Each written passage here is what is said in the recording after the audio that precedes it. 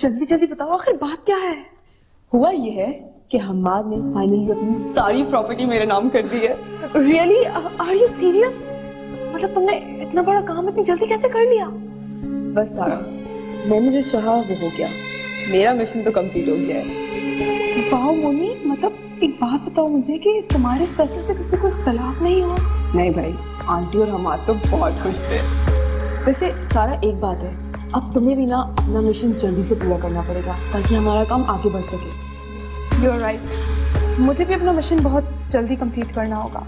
और वैसे भी मैं क्यों तुमसे पीछे रहूं? जो बात है।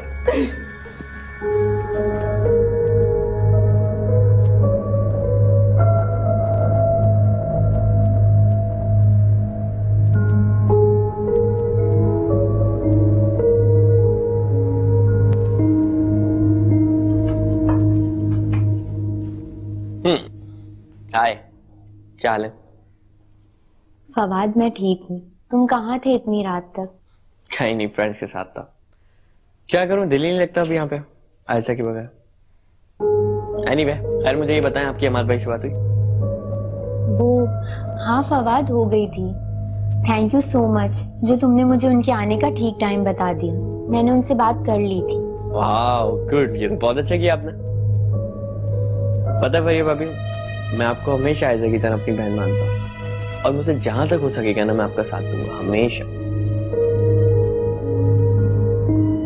थैंक यू फवाद, तुम मेरा बहुत ख्याल रखते हो, लेकिन मुझे तुम्हें इस तरह तन्हा देखकर बहुत दुख होता है। तुम अपनी शादी उसी रेट पर कर लो ना जो मॉम ने फिक्स की है। अगर आयशा के नसीब में तुम्हारी शादी की खुशियां देखनी लिखी होंगी तो वो जरूर आ जाएगी।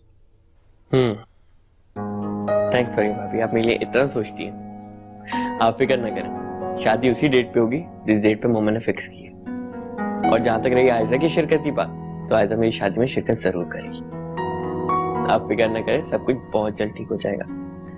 और आयशा को तो मैं जाके खुद ले आऊंगा अपनी शादी में, क्योंकि उसकी शिरकत के बगैर मेरी खुशियां एकदम अधूरी। खैर ओके, अब मैं जाऊं थोड़ा सा रेस्ट कर लूं, बहुत थक गया। आप अपना ख्याल रखें, टेक केयर।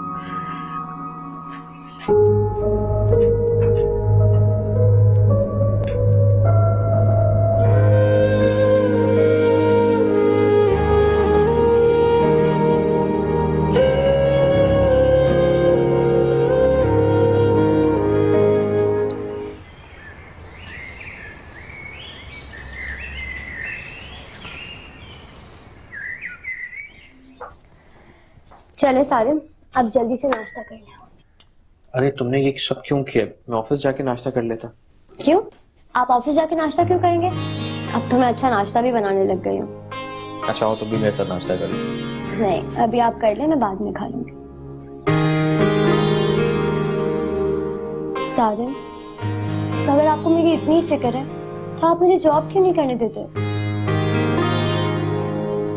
तुम्हारी फिक्र है जब तो तुम्हें जॉब करने नहीं दे रहे। क्यों खामखा इधर उधर जाके परेशान होगी तुम? लेकिन सारिम, घर में लोग ही कितने हैं। मैं सारे दिन घर में बोर हो जाती हूँ और घर के काम भी मुझसे ठीक से नहीं होते। अगर यही बात है तो तुम कर लो जॉब, लेकिन एक बात याद रखना, तुम्हारी सारी सैलरी तुम अपने ऊपर खर्च करोगी। मेरा या अम्मा का उस पर कोई हक नहीं। आप सच कह रहे हैं? इसका मतलब मैं जॉब कर सकती हूँ? थैंक्स सारिम, आपने मेरा कितना बड़ा मसला हल कर दिया। और आप पैसों की फिक्र मत करें, जब सैलरी आएगी वो उसके बाद हम डिसाइड कर लेंगे कि उसे कहाँ और कैसे खर्च करना है, ठीक है? लेकिन एक बात याद रखना, तुम्हें जॉब करने के लिए ज्यादा दूर ना जाना पड़े। जी ठीक है।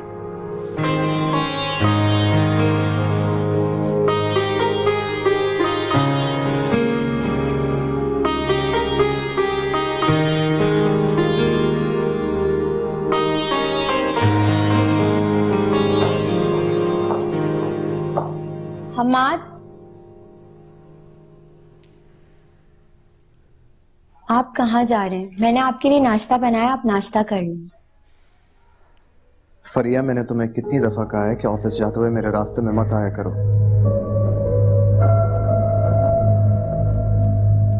मगर मैंने तो सिर्फ आपको नाश्ते के लिए रोका है। लेकिन मुझे नहीं खाना।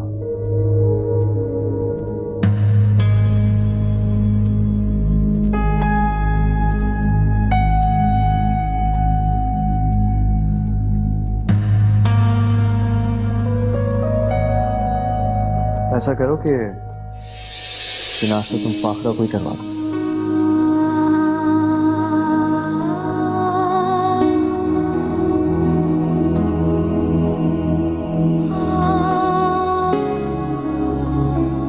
छोटी बेगम साहिबा, हमारा साहब तो बहुत गुस्से में है और वो आपसे नाराज भी है।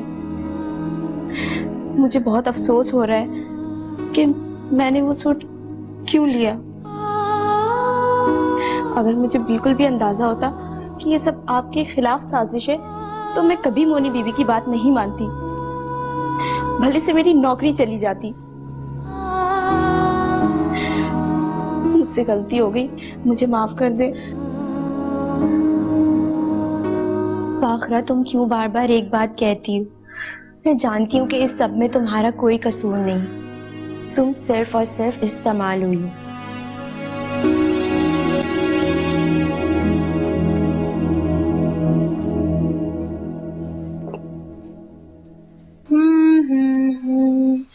राहें बेगानी हैं, रास्ते भी बेगाने, कदम कदम पर मिलते हैं साथी अनजाने।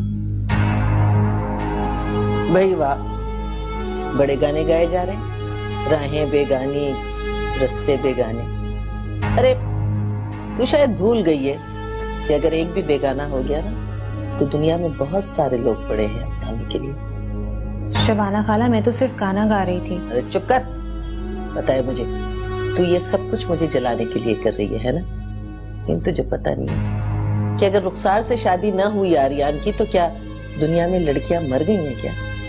तू देख लेना, बहुत अच्छी लड़की से मैं उसकी शादी करूंगी। फिर ना तू ये गाने उसकी मेहंदी में आके गाना, बहुत मजा आएगा मुझे भी तो अंदाजा हो कि तू कितना अच्छा गाती है। और एक बात कान खोल कर सुन ले, तेरे पर तो मैं सौतन लाके ही रहूंगी, ना मेरा नाम बदल दे। बस कर दें शबाना खाला, मैं तो सिर्फ बेख्याली में गाना ही गा रही थी। चुप कर जा, जब देखो रोती शक्ल बनाती रहती है मनहूस कहीं की। एक प्याली चाय का कहने आई थी, सर दर्द से फटा जा रहा है। यहाँ आके तो चल जल्दी से एक प्याली चाय बना, बहुत सर दुख रहा है, कमरे में लेके आना।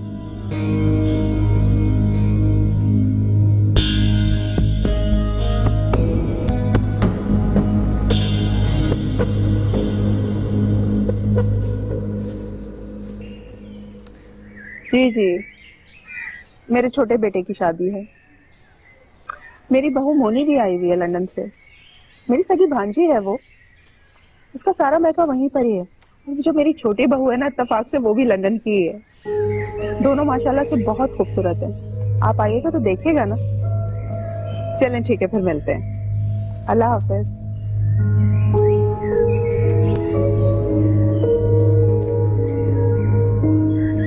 फरीहा, फरीहा जी, कहाँ ध्यान है तुम्हारा?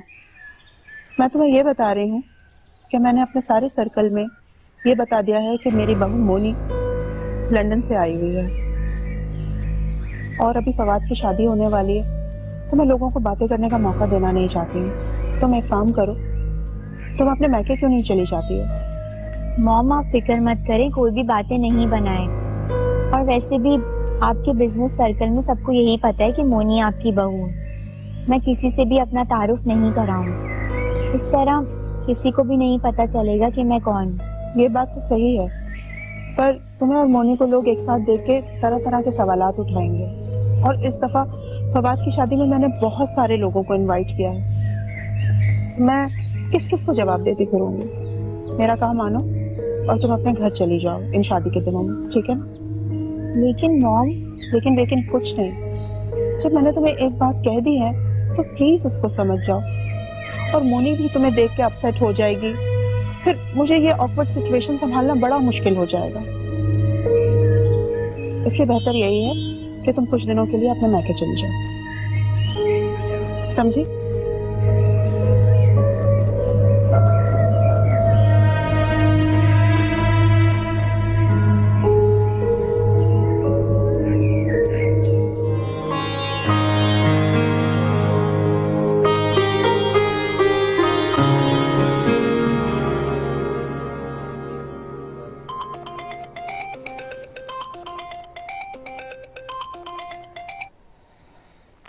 अस्सलाम वालेकुम अम्मा, कैसी हो?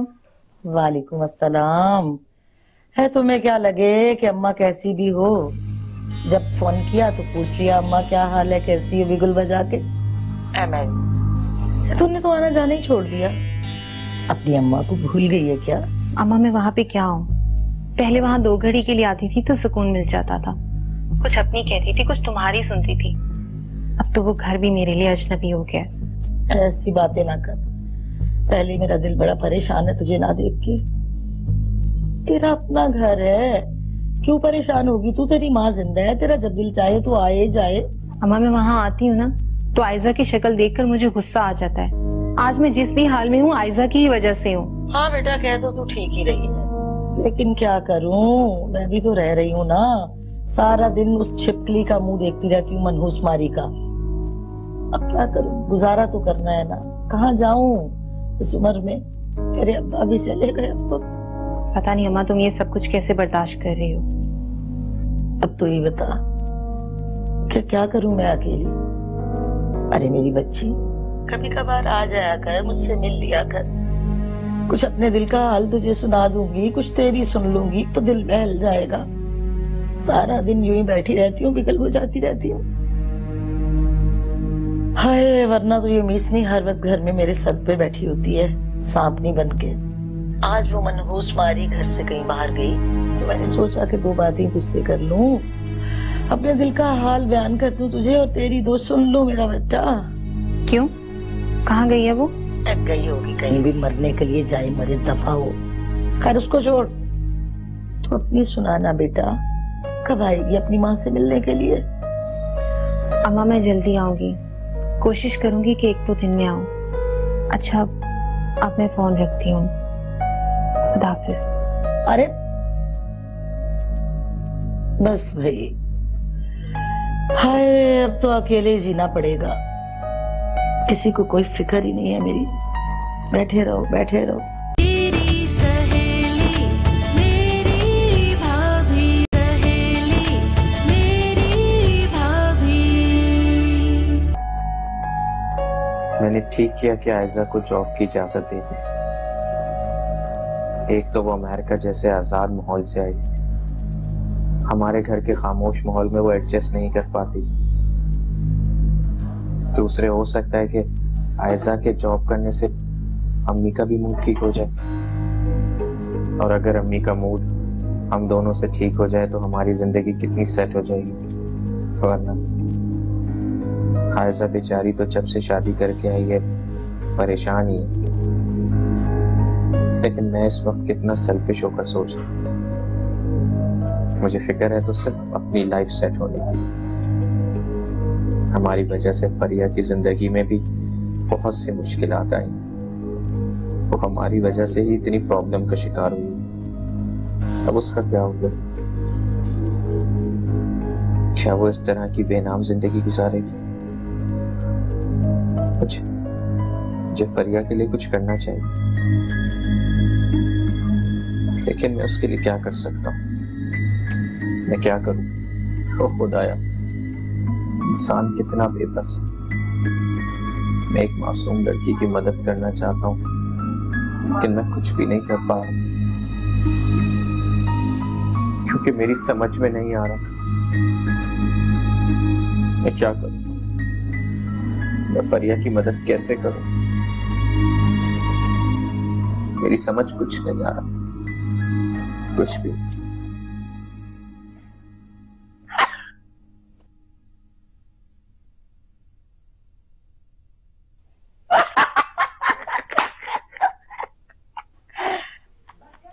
अरे ओ महारानी, क्या बना नौकरी का? नौकरी मिली कि नहीं अभी तक? नहीं अभी तक तो नहीं मिली, 1-2 दिन लगेंगे। तब समझती हूँ तेरी चालाकियाँ। तुझे इतनी आसानी से नौकरी थोड़ी मिलेगी बिगुल बजा के। क्या मतलब? मतलब सीधा साधा है, तेरे हाथ तो एक मशगला आ गया ना घूमने फिरने का। रोज तैयार होके सुर्खी पाउडर लगा के निकल जाती है, घूम फिर के वापिस आ जाती है। नौकरी वोकरी नहीं ढूंढती, घूमने फिरने का तुम्हें तो बहाना चाहिए ना कि तू रोज जाए और घूम फिर के वापिस आ जाए। अरे क्या कहत पड़ गया नौकरियों का? जो बाहर से बच्चे पढ़ के आए उनको भी जॉब ना मिले, भाई ये तो बड़ी कमाल की बात हो गई बिगुल बजा के। आंटी आप जो भी समझे, जॉब मिलना इतना आसान नहीं है। मैंने आज सीवी ड्रॉप कर दी है, 1-2 दिन में इंटरव्यू की कॉल भी आ जाएगी। अब टाइम तो लगता है ना आंटी। अरियो मेरे सामने ना ज्यादा रोब झाड़ने की कोशिश मत कर बिगुल बजा के। अरे मैं तो वैसे तेरे मुंह नहीं लगना चाहती। पहले मेरे सर में इतना दर्द हो रहा है और भूख के मारे मेरा बुरा हाल हो रहा है। चल जा मर जाके कुछ बना ले, कुछ खा लूं। मैं मारे भूख के मर रही हूँ मैं। लेकिन आंटी मैं भी बहुत थकी हुई आई हूँ, मैं थोड़ी देर में सारे काम कर दूंगी।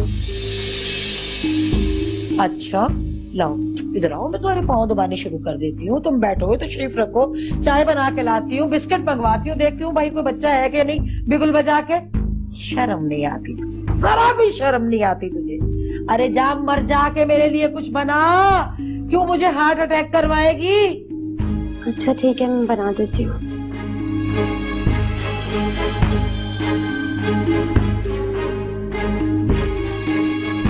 मनहूस मारी, सारे ड्रामे का सत्यानाश कर दिया बिगुल बजा के।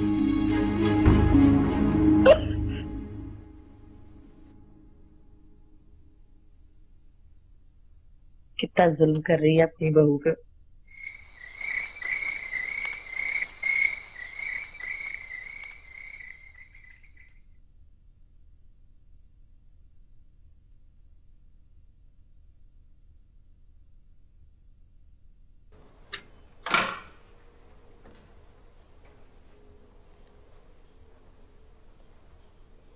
हम्माद साहब, मुझे आपसे जरूरी बात करनी थी। तुम्हें मुझसे बात करनी? अच्छा बोलो क्या बात है? हम्माद साहब, अब जो मैं आपसे कहने जा रही हूँ, मेहरबानी करके आप यकीन कर लीजिएगा, क्योंकि बरसों मैंने इस घर का नमक खाया है। मैं आपसे झूठ नहीं बोलूंगी। अच्छा बाबा, यकीन कर लूंगा, जल्दी बोलो, मेरे पास टाइम नहीं है। क्या बाबा? हम्माद साहब, वो सूट मुझे फरिया बीबी ने नहीं बल्कि मोनी बीबी ने दिया था कि शाम में मैं पहन लूं। क्या फाखरा, तुम जानती भी हो कि तुम क्या कह रही हो? मैं जानती हूँ, मैं सोच समझकर हकीकत बता रही हूँ। लेकिन इस बात की क्या गारंटी है कि तुम सच कह रही हो? हो भी सकता है तुम झूठ बोल रही। साहब जी, मैंने बरसों से इस घर का नमक खाया है, मैं झूठ नहीं बोलूंगी। अच्छा चलो ठीक है, फिर मैं मोनी से बात करूँ। नहीं नहीं, आप मोनी बीबी से नहीं पूछिएगा, वरना मेरी नौकरी चली जाएगी।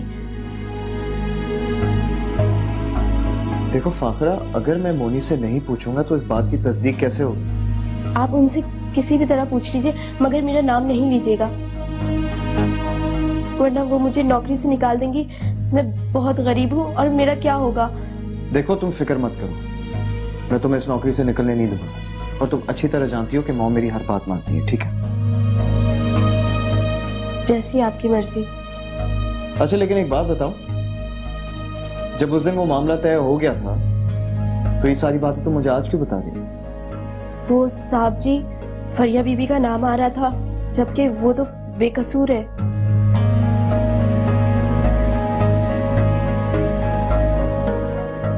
इस बात का फैसला तो तब होगा जब मैं मोनी से बात करूंगा। जाओ।